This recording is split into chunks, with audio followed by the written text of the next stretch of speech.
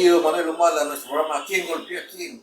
Ante los últimos acontecimientos, ¿es el profesor Castillo culpable de golpe, sí o no?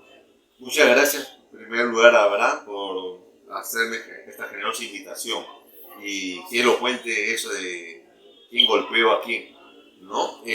Bueno, a la luz de lo que es el derecho, habría que enfocarlo por el lado del derecho penal, que es el que justamente ve el tipo de responsabilidad penal, comisión de delito o ¿no? Y todo lo que se ha visto desde el 7 de diciembre a la fecha, a nuestro parecer y de muchos colegas, no constituye delito.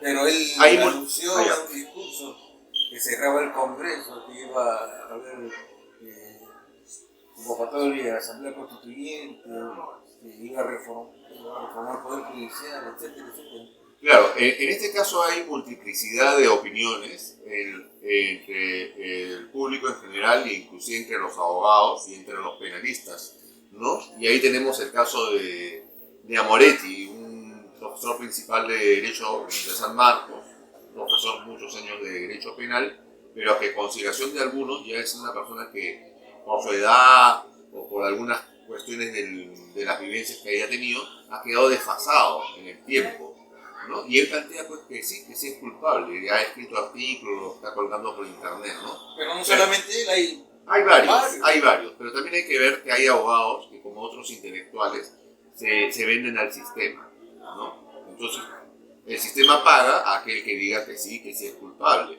pero en todo caso ellos son los que deberían decir en base a qué artículo del Código Penal hay tal responsabilidad. Si los tipos penales, por ejemplo, el de rebelión, dice que en la rebelión como delito, el actor o el sujeto activo del delito debe estar alzado en armas. Y acá se le ha visto que el señor ha dado un simple discurso. No tenía ningún arma, ni nadie armado a su alrededor. Tanto así que la gente que ha estado armado son los que lo han detenido. su misma escolta, ¿no? Su misma escolta, donde se ha visto eso. En el Perú hemos tenido muchos casos de golpe de Estado, entre los que más recordamos quizás últimamente, sea lo de Sánchez Cerro, Odría o el mismo Velasco Alvarado, ¿no? Donde se ha visto una situación que han dado un discurso y ahí quedó el asunto, ¿no? Se han dado su discurso y han gobernado X tiempo. Pero, de todas maneras, ese discurso provocó cierto pánico, especialmente los padres de familia que recogieron a los hijos antes de la hora de salir del colegio.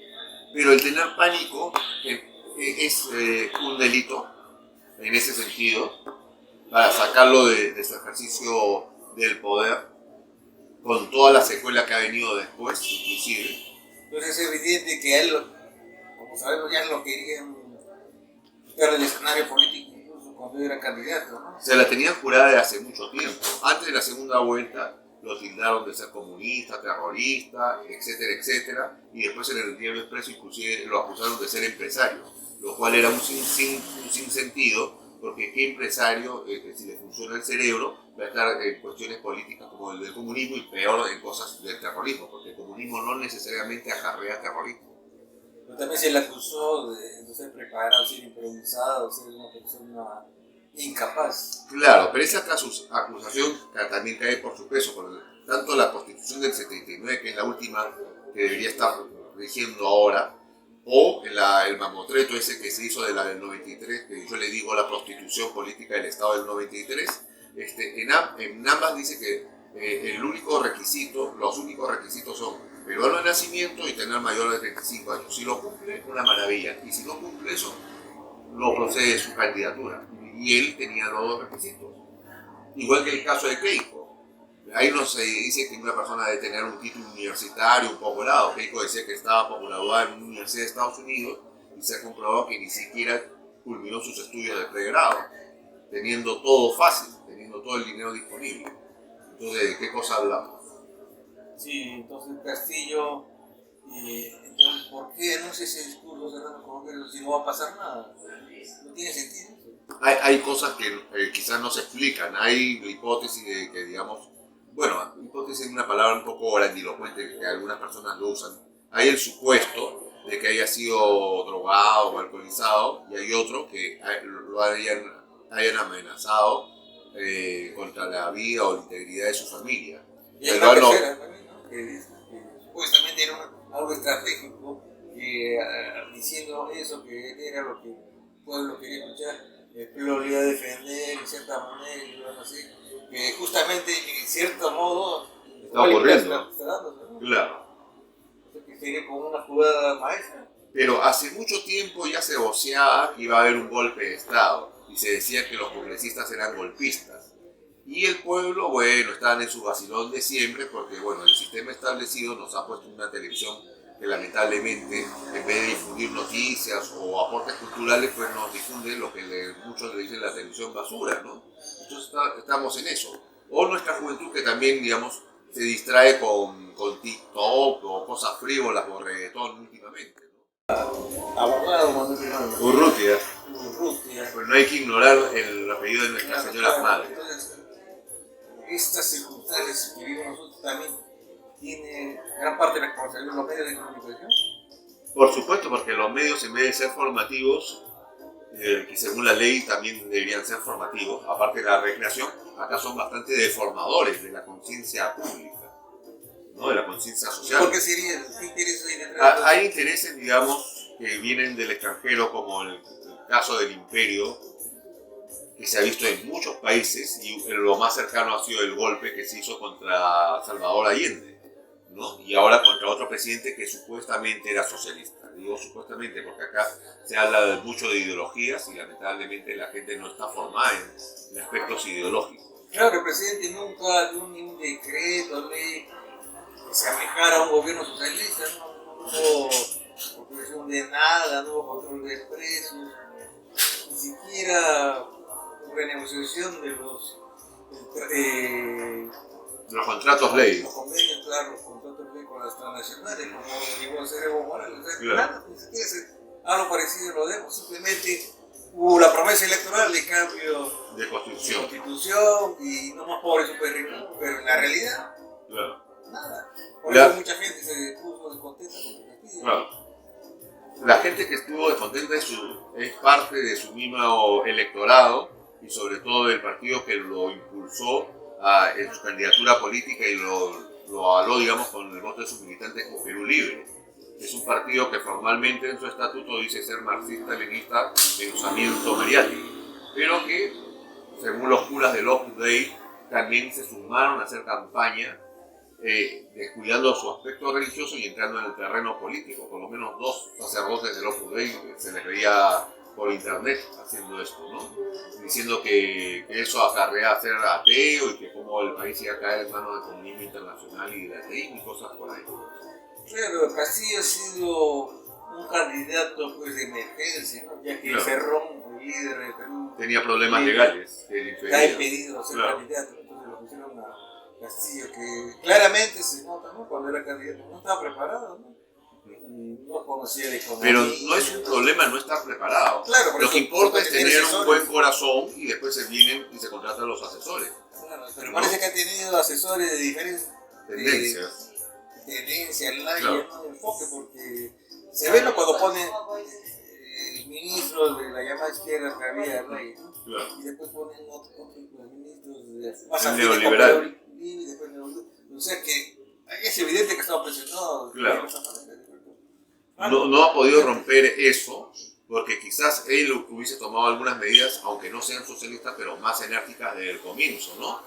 Por ejemplo, ha tenido una medida enérgica que para muchos de nosotros ha pasado desapercibida, pero es el no haber dado el dinero suficiente a la prensa, llámese televisión, radio, periódico, También, ¿no? sí, sí. Y entonces la prensa se puso en un plan de hostigamiento y eso ha sido bien aprovechado por el sector, digamos, del afro-fujimontesinismo, al que lamentablemente se sumaron también lo de Perú Libre y se habló hasta de fujicerronismo, ¿no? Entonces, ahí teníamos que, lo típico de un candidato de izquierda, no estoy hablando de un socialista, un candidato de izquierda o una supuesta izquierda es tener una oposición de derecha, pero tener una oposición hasta de izquierda y que son los que lo llevan al poder es bastante inaudito. O sea que ahí había una especie de pues, todos contra él.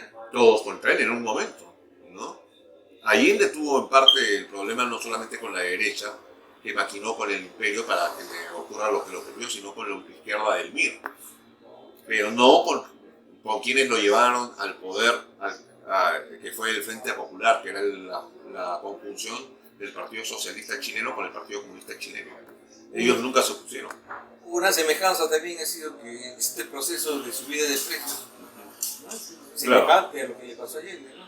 Claro, es que ya hay como un libreto oficial, digamos, que tiene el imperio.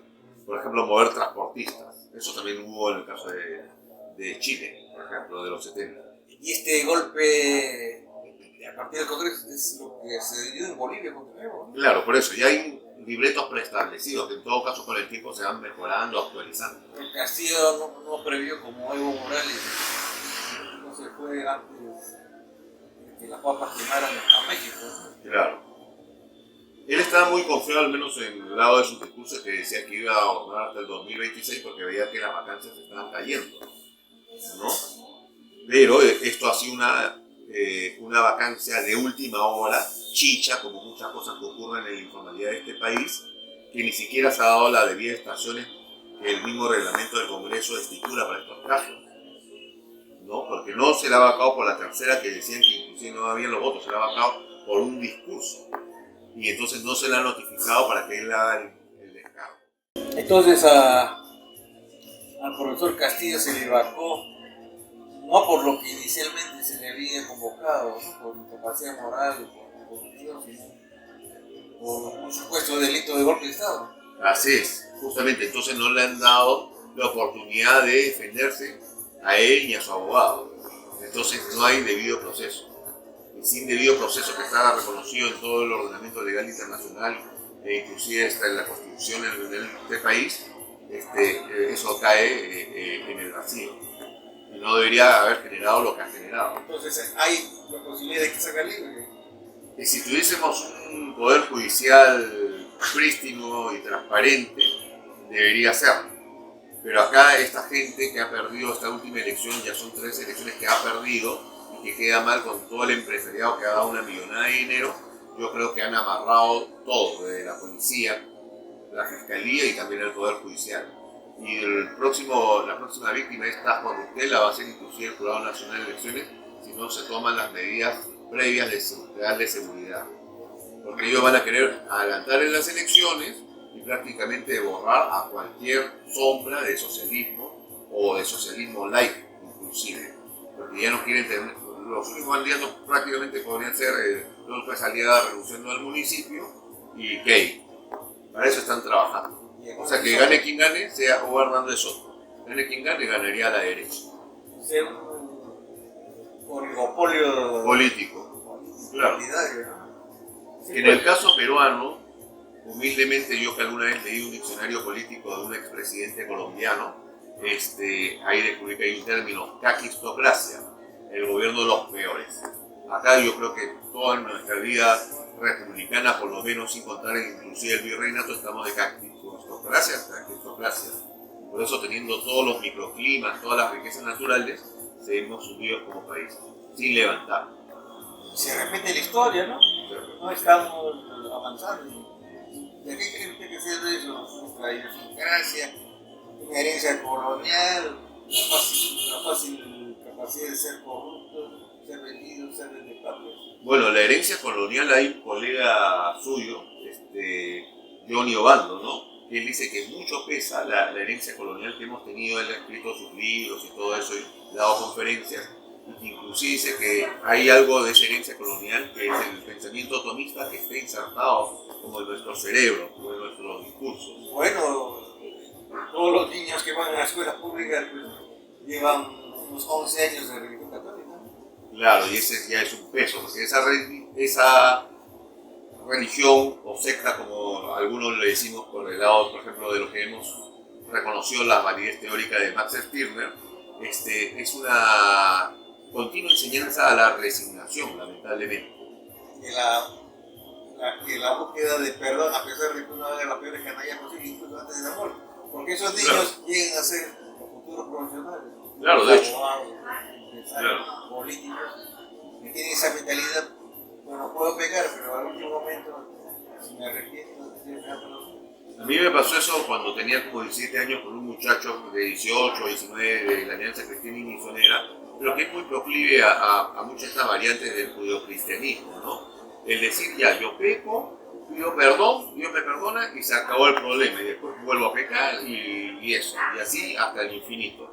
A mí no me parecía nada convincente y por eso que justamente de la vez que lo conocí jamás pisé esa iglesia o esa secta religiosa. Sí, pues y ahí viene la idea, pues, finalmente, el que se hace cargo de mis pecados de Dios, porque me está perdonando. No, es más, todos nuestros pecados supuestamente han sido perdonados por el sacrificio humano de Jesús, ¿no? Pero nadie le pidió que se sacrifique, en el supuesto que haya existido, claro está, ¿no? Además, la responsabilidad, como enseñan en el derecho penal, la responsabilidad es personal. Entonces, ¿por qué alguien tiene que sacrificarse para que yo me libere de eso? Eso no cabe.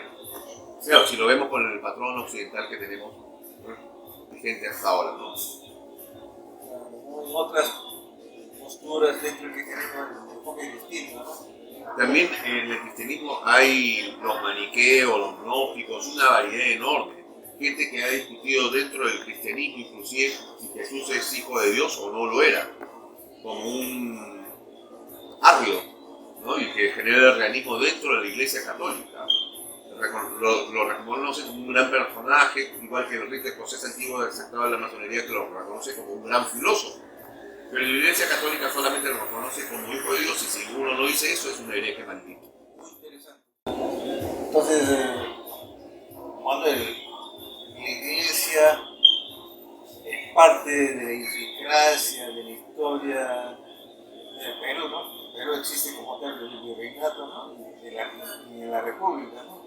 Entonces, ha influenciado bastante y influencia bastante, tanto es así que se le acusa, pues, de haber permitido que francotiradores estén en la catedral de Ayacucho a disparar a los manifestantes revoltosos. Pero ese es un gran problema que tenemos. Por ejemplo, ¿dónde nos estamos enterando que han habido francotiradores? Donde usted dice, o en otros puntos, inclusive del país. Hay videos. Bueno, hay videos, pero esos videos no salen como en los medios oficiales, Claro. sino por lo que se llama la prensa alternativa. Sí, Cuando noticia es noticia y todo el mundo debería tener acceso a eso, ¿no? Y ahora mucha gente honesta del Perú se está enterando más por medio de la televisión de otros países o por la prensa alternativa, que son muchachos prácticamente aficionados, pero que tienen más vocación de servicio. Alguna vez uno de los Miroquesada, que era como un teórico del periodismo, llegó a decir que el periodismo podía ser la más noble de las profesiones o también el más vil de los oficios. Acá vemos que la prensa oficial, esa que vemos en la televisión de señal abierta o en las radios, como los programas radiales que han tenido Filibaster, por ejemplo, ¿no? O por los medios escritos tipos como los Pasquines de Expreso La Razón, es el más vil de los oficios, ¿no? Y tapa todo lo que conviene tapar para que los de la élite del poder se vean beneficiados con ese silencio cómplice. Ahora, en cuanto al papel de la Iglesia, recordarás que en la Constitución del 79 y en el remedio triste impuesto por la dictadura de los años 90, se tiene que reconocen que la Iglesia ha contribuido mucho a la historia, pero eso también sería producto de evaluarlo históricamente con documentos. Si es tal el aporte, por ejemplo, o no tanto. Porque si uno lee alguna vez o tiene una información remota de lo que escribió un padre Kleiber, un teólogo que trabajó en la Católica, yo recuerdo que él bien plantea que en la época de la independencia el clero, en su mayoría, estaban con la corona española y la gente joven del clero eran más bien los que apoyaron la independencia. Entonces el clero estuvo dividido, claramente, y eso no solamente ha pasado acá en el Perú, en muchos países de América Latina la figura es así. Por ejemplo, en México hay un padre Hidalgo que estuvo con su pueblo para la Revolución Mexicana, pero aparte de ser un padre, era masón, y el masón tiene el juramento de luchar contra la tiranía. Yo pienso que en Hidalgo pesó más lo masónico que lo clerical, pero ese es un ejemplo. Y sí, en la historia del catolicismo en Latinoamérica hay una discusión célebre, ¿no? De que si realmente los mal llamados indígenas, es decir, los habitantes originarios de este continente eran humanos o no. Claro. Me parece que sí, en cierta manera, sí, latente esa idea de que hay personas que son más humanas que otras, porque han matado gente y no pasa nada, nadie. Claro. Y directamente involucrado renuncia, ¿no? A su cargo, solamente los ministros de Cultura y Educación, pero no ministros de Defensa, de Interior, Claro. o hasta la misma presidenta. Claro. Y en cualquier país más o menos decente, medianamente civilizado, asumiría pues la responsabilidad política por la muerte de no un ciudadano, sino algunas veces ciudadanos. Mi padre nació en 1902, cursó sus estudios superiores en la Universidad de San Marcos, en lo que es la casona de San Marcos, en la década del 20, y él me contaba, basta que en una refriega o en una represión policial se mate a un sanmarquino, caía inmediatamente el ministro del Interior. No duraba ni 24 horas después de eso. Pero ahora vemos que con Merino cayeron dos muchachos en el fragor de la batalla que, dicho sea de paso, han sido totalmente desprestigiados por la prensa del poder. Por ejemplo, los programas de Filibata, diciendo que eran cuasi delincuentes o algo por el estilo, ¿no? Pero ahora no es un universitario salmartino el que ha muerto, no son dos muchachos como Brian, Inti, ¿no? Sino que ya están por más de 27 muertos y cada día se van sumando más muertos. Y no pasa nada. O sea, la vida humana está en nada en este país. Con decirte que inclusive en Estados Unidos a uno se le escapa el perro, lo atropellan y le dan una indemnización de por lo menos $15,000, $20,000. Y eso no se da en este país, sobre todo si uno es pobre, ¿no? Quizás si se hace un cálculo de un ingeniero que, bueno, gana buena plata, quizás haciendo cálculos y retoques, pueda cobrar más. Pero acá no. La vida de un perro norteamericano vale más que la vida humana. Abogado Urbano Brute, ¿estamos en un país racista, atrasado, donde la vida no vale nada para algunos? Así es. O sea, acá hay mucha gente que dice que no hay racismo, pero tenemos a veces un racismo soterrado, que es también hasta más peligroso que el mismo racismo. Y tenemos inclusive hace años ya la presencia no solamente del racismo, sino de un derivado posterior que es el fascismo. Y eso se está viendo mucho por las redes sociales. Y no solamente en las redes sociales, sino en las marchas callejeras contra lo que fue el gobierno de Pedro Castillo. Entonces estamos yendo de facto a un gobierno fascista, cívico-militar. Ya se dio eso. Los primeros días que asumió Castillo, por ejemplo, quien transitaba por el centro de Lima y pasaba por la Plaza de San Martín, veía que mucha gente del sector del fujimorismo o el fujimontesinismo andaban con cartelones y pedían la presencia activa del ejército peruano para que le pongan a Castillo. Y decían comunismo nunca más y cosas por el estilo, ¿no? Y no hay una explicación seria, racional a esto. Es un miedo e ignorancia, ¿no? Miedo e ignorancia juntos. ¿Por qué? Porque se supone que cuando uno pierde una elección, inmediatamente pasa a ser oposición. No pasa a tocar puertas de los cuarteles, no pasa a hacer procesos tinglados de vacancia. Uno se opone y eso es muy válido. Y el día que, por ejemplo, ellos pierdan y suban a la derecha, porque en algún momento va a subir la derecha, porque es así el péndulo en la historia, los sectores izquierdos también tendrían que pasar a oposición. No se van a ir, como dirían los teletubbies, de hecho a bacho, digamos, con la parte contraria, ¿no? Entonces, se podría decir que vienen épocas más oscuras aún. Ese es el gran problema. Ahora, inclusive, la carátula del periódico Hildebrand sale que por la cuestión del levantamiento del pueblo nos vamos a un gobierno cívico-militar, o sea que el pueblo para Hildebrand tiene la culpa de todo, cuando la cosa no es así, o sea, él invierte causa-efecto. Entonces, ¿por qué el pueblo se levanta a hacer lo que estamos viendo? Porque el pueblo también tiene, yo creo, dentro de todo, un sentimiento de justicia. Algo de que quizás el gran libertario Proudhon también lo habló en sus buenos tiempos, ¿no? Las provincias se han sentido postergadas por Lima. Siempre ha habido. El problema ya lo trazó, digamos, en su tiempo también González Prada, cuando hablaba del núcleo fraudulento, que ese núcleo fraudulento era Lima. Y la provincia siempre, muchos provincianos tienen esa visión de las cosas. Incluso se habla de separacionismo. Bueno, ya ha habido intentos separacionistas, inclusive en la Amazonía hace muchos años, ¿no? De hacer gobiernos federales. Es difícil, ¿no? Claro. Son ideas que Pero si solamente con la idea de una asamblea constituyente hemos visto todo el circo que se ha dado en lo que han denominado el Congreso, imagínense con una cuestión de separatismo. Por ejemplo, llegarían los productos, sí o no, del alimenticios. Hay algunos que dirían que no. Yo no te veo bien, entonces mi papa, mi camote se queda en mi zona y tú, bueno, ve con qué te alimentas. Eso provocaría una guerra civil. Claro, no es tan sencillo. O sea, acá hay un problema de, digamos, como país, cómo nos hemos ido desarrollando en los tiempos. Eudosio Rabines, que fue un político comunista que derivó posteriormente al liberalismo, él decía que este era un estado multinacional. Claro. La gente pegaba a la línea amarilla y decían que no, que éramos una nación joven en formación. Pero ahora se está viendo, por ejemplo, en el caso boliviano o acá también, que somos tal como lo caracterizó Rabines. No está tan fuera de foco, al menos en ese momento. Claro, ya Bolivia constitucionalmente acepta su plurinacionalismo, ¿no? Claro. No es Claro. lo mismo la gente de Puno que la gente de Huancay, que tiene diferentes costumbres, tradiciones, Claro. hasta lengua.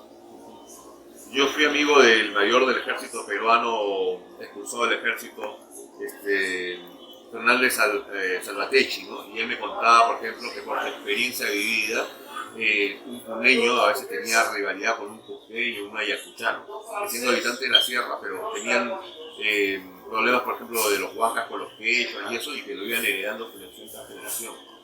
Entonces que había que hilar muy fino, por ejemplo, para hacer una regionalización donde prime la armonía, que no era juntar por una cuestión simplemente geográfica. En el sur, especialmente Antauro, Humala, cada vez que invitaban diferentes ciudades, tenía un apoyo multitudinario. Pero a raíz de sus declaraciones, luego de ser nombrada Dina Boluarte presidenta, la gente se ha decepcionado, piensa que ha traicionado a la causa popular. Ahí yo veo un problema que lo he dicho hace muchos años, en el caso también de Ollanta, que se decía que Ollanta había traicionado a la izquierda, al movimiento popular y todo eso. Para mí Ollanta no traicionó porque nunca ha sido de extracto popular, ni de izquierda, ni nada de esas cosas. Lo mismo pasa con Antauro. Ellos tienen una formación militarista del ejército peruano y el ejército, su formación es más de corte fascista. Y además que su padre también ha tenido ciertos problemas ideológicos, empezó en el PC, Unidad, que es un partido comunista legal, ¿no? Que ha tenido hasta representación congresal en sus buenos tiempos, pero fue expulsado también de ese partido. Y parece que a raíz de esa expulsión, pienso yo, fue a conocer la idiosincrasia y la ideología de la derecha y quizás hasta de la extrema derecha. Además que como abogado dejó de ser de sindicatos para pasar a abogado de la patronal, ya también eso repercutía en su marco teórico. Entonces, Ollanta, Antauro tienen eso, tienen un padre alejado de la izquierda y que deriva en otras posiciones. Y yo lo sé como familiar porque yo he hablado con el viejo hace muchos años. Y tiene la influencia también del ejército peruano, que no es una formadora de socialistas, anarquistas o teólogos de la liberación. Entonces, no hay líderes de izquierda actualmente en el Perú, pero sí se notan ciertos caminos de derecha. Yo no, más que de líderes, hablaría de caudillos, ¿no? Los caudillos de la derecha ya los conocemos, ya los has mencionado, a los tres inclusive posibles candidatos. En la izquierda debería haber un liderazgo, pero también hay pequeños caudillismos, pequeños feudos, ¿no? Y si eso no se organiza bien, le damos... No se unen, pues. ¿Cómo? Si es que no se unen. Claro. Ahora, el sueño ese de la unidad de izquierda yo lo he escuchado desde que era adolescente, pero terminan siempre disputándose por cuestiones de curules parlamentarias, ¿no? O ahora para poner ministros y esas cosas. Y eso también sería interesante ver por qué se habla de que eran pésimos los ministros cuando hemos tenido de ministros a Pedro Franklin, que nos guste o no nos guste, es un economista capacitado y que inclusive ha trabajado para entidades como el Banco Mundial, que no tienen nada ni de socialista, socialdemócrata, comunista o lo que se quiera, ¿no? Y también el caso de Béjar, ¿no? Es cierto que fue guerrillero, pero purgó su prisión y fue libre y trabajó inclusive para el Estado en la época de Velasco Alvarado. Es una persona que ya está rehecha hace muchos años, que es un docente principal en San Marcos, autor de muchos libros, algunos de ellos inclusive interesantes y recomendables, ¿no? Pero basta que uno haya tenido un sarampión izquierdista en algún momento de su adolescencia o de su juventud, y es un malnacido en este país. Y eso le pasó también a una poeta que llegó a ser congresista, que de Silva Santiesteban, que escribe en El Comercio, que todos sabemos que no es un periódico necesariamente socialista, comunista o lo que sea, y sin embargo estaba boceada para asumir la presidencia de la República y no faltó un par de futbolistas que creo que primero muertos a tener una presidenta comunista. Así de absurdos somos en este país. Entonces, ¿no hay futuro?